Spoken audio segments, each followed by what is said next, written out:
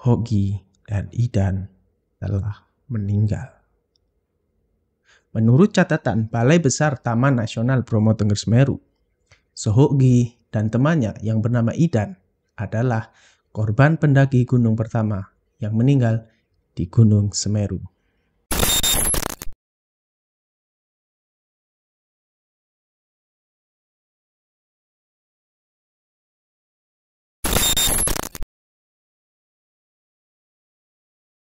Sohogi yang lahir pada 17 Desember 1942 adalah seorang aktivis keturunan Tionghoa Indonesia yang menentang dan menjadi pembangkang aktif Presiden Soekarno dan Soeharto serta PKI.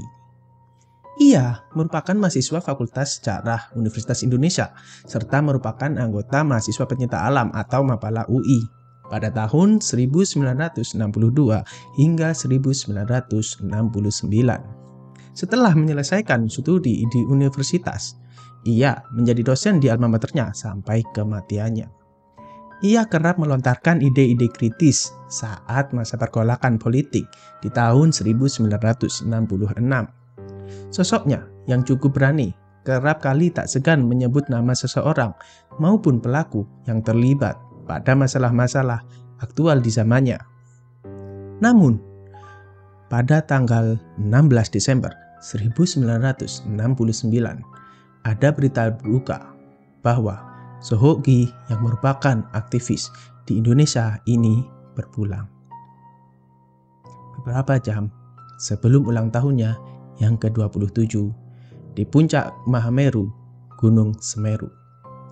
Menurut catatan Balai Besar Taman Nasional Bromo Tengger Semeru, Sohogi dan temannya yang bernama Idan adalah korban pendaki gunung pertama yang meninggal di Gunung Semeru.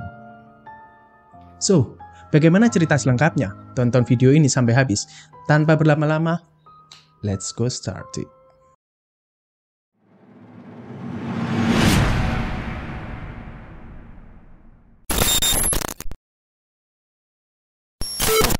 Perjalanan dimulai dari stasiun Gambir pada 12 Desember 1969, tepatnya di hari kedua Lebaran. Di perjalanan ini, total ada 8 orang yang mengikuti pendakian ke Gunung Semeru. Mereka adalah Sohogi, Aristides, Herman, Anton, Rudi, Idan, dan Freddy.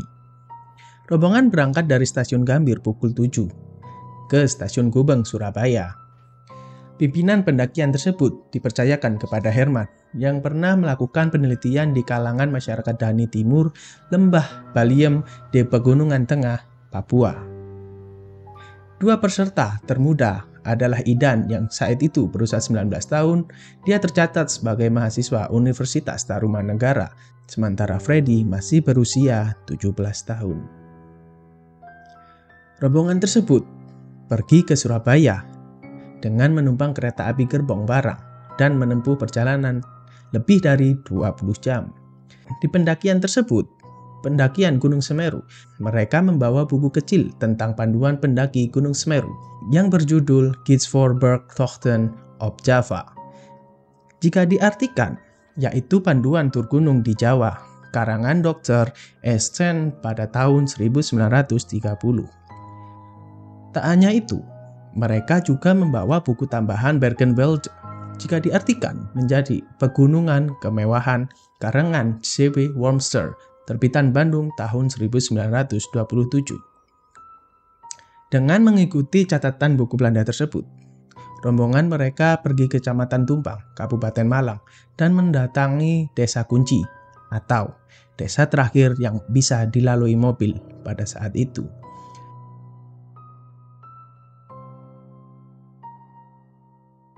Mereka tiba di dusun terakhir jelang dini hari dan diajak beristirahat di rumah pimpinan dukuh Gubuk Kelakah yang bernama Pak Binanjar. Jadi guys, ketika berada di rumah Pak Binanjar itu, mereka berdiskusi rute mana yang akan ditempuh. Herman selaku pimpinan meminta rombongan untuk melewati Kali Amprong, lalu melanjutkan ke Watu Pecah dan mengikuti pemantang Gunung Ayek-Ayek, lalu turun ke Ororombo, kemudian menuju Gunung Bajangan. Sementara Menurut Pak Pinanjar selaku warga lokal, menyarankan untuk melewati Desa Ranupani untuk menuju ke puncak Semeru karena jalan ini dinilai lebih landai dan tidak menanjak. Atau yang saat ini biasa digunakan dalam jalur pendakian ke Mahameru. Selain itu, pendaki tidak perlu menyeberangi Kali Amprong yang sering banjir dadakan. Namun, saat itu sempat terjadi perdebatan antara Herman dan Sohogi. Dan karena Gi memilih untuk melewati jalan yang dilewati warga lokal. Namun, Herman juga tetap kekeh untuk melewati Kali Amprong. Dan perdebatan pun akhirnya buntu. Herman ditemani Tides, serta Idan dan Freddy tetap memilih jalur Kali Amprong. Sementara Gi, Anton, Maman, dan Rudi memilih lewat jalur Ranupani. Keesokan harinya mereka kembali bertemu dan mereka menginap di tepian Ranukumbolo yang memang terkenal akan keindahannya dan berencana akan mencari jalan setapak menuju puncak. Kita lagi di mana? Teman-teman, selamat datang di Ranukumbolo, surganya Gunung Semeru.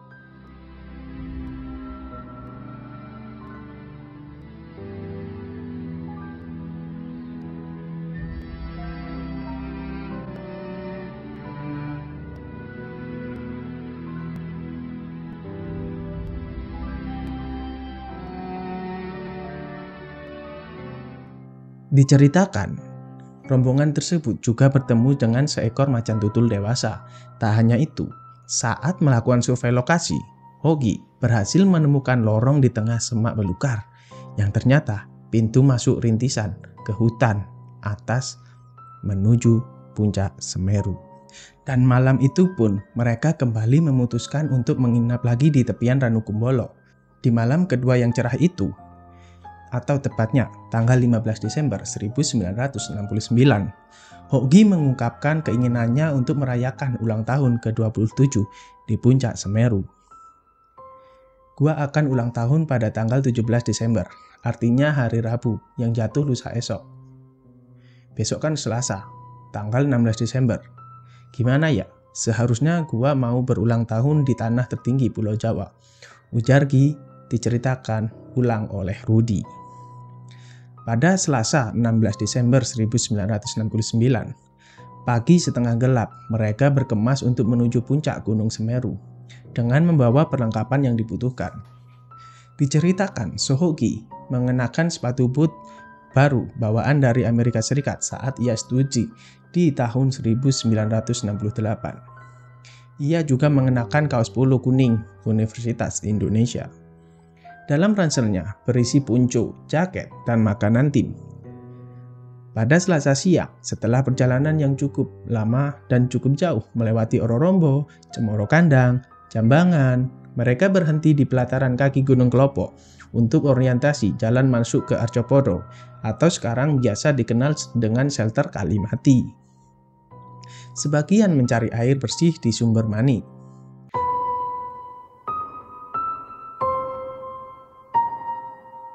Rombongan kemudian berhenti di pelataran agak mendatar di ketinggian 3.300 mdpl, tepatnya di depan Coruk dan jurang kecil berbatasan dengan pohon cemara dan daerah gundul. Lokasi tersebut menuju jalan setapak tak beraturan ke puncak Mahameru. Di sana, Hogi sempat membahas soal Arcopodo atau arca kembar. Namun Rudi bercerita mereka tak menemukan arca klasik buatan Hindu zaman itu di sekitar kerumunan pohon cemara. Tak lama kemudian, hujan pun turun, angin bertiup kencang, kabut tebal dan hawa dingin membuat para pendaki itu menggigil. Mereka kemudian membentangkan poco sebagai alas tada hujan dan menyalakan lentera, meninggalkan tas dan membawa perbekalan untuk menuju puncak. Lokasi tersebut hanya beberapa kilometer dari puncak. Mereka pun memulai pendakian dengan formasi berpencar. Rombongan dibagi menjadi 2 tim.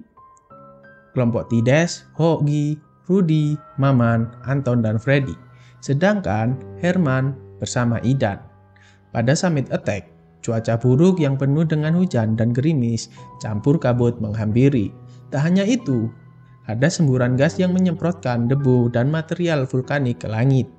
Semakin menanjak ke atas, semakin jelas terdengar dentuman letusan dan semburan Semeru melalui lubang kepundan kawahnya. Setelah lelah mendaki dikarenakan melewati jalur pasir yang mudah sekali merosot, para pendaki itu pun berhasil mencapai puncak. Rombongan Hoki tiba di puncak lebih dulu ketimbang Herman dan Idan, dan memilih tinggal lebih lama karena ingin menunggu Herman yang tertinggal di belakang. Cuaca saat itu tidak bersahabat. Hujan kecil hampir selalu mengguyur dari pagi hingga siang. Gerimis yang bercampur pasir kasar membuat suasana puncak terasa agak mengerikan. Kebahagiaan dan rasa haru pun muncul karena berhasil mencapai titik tertinggi Pulau Jawa. Terlebih buat sosok Gi yang akan berulang tahun beberapa jam lagi. Namun, saat mereka menikmati keindahan pemandangan dari puncak Mahameru, Tides kemudian berkata, "Turun, cepat turun, cuaca tidak bagus. Kami tunggu di cemara bawah ya."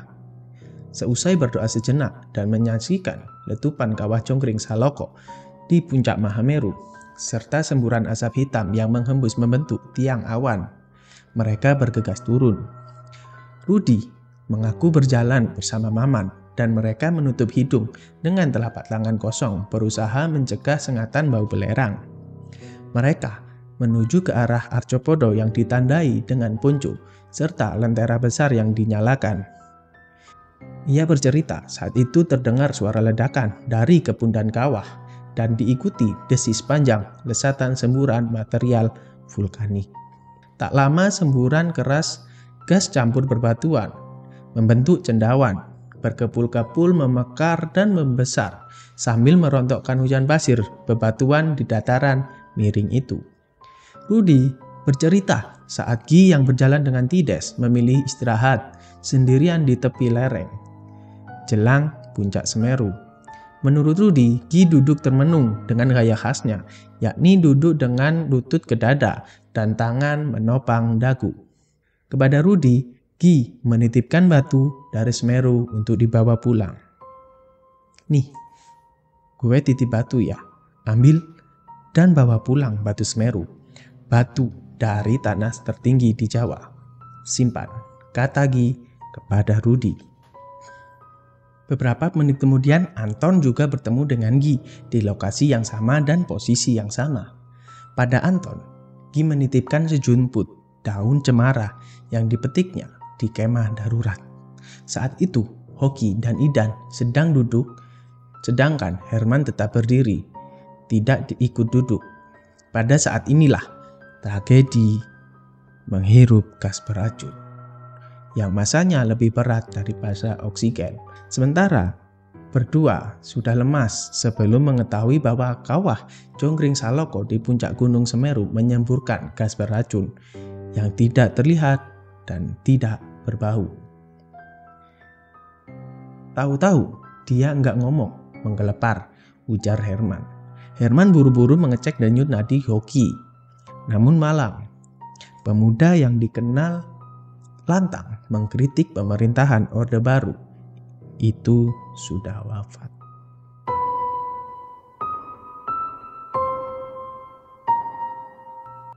Rudi pun tiba di perkemahan darurat dan tak lama kemudian ia mendengar suara longsoran pasir yang ternyata Maman, rekannya.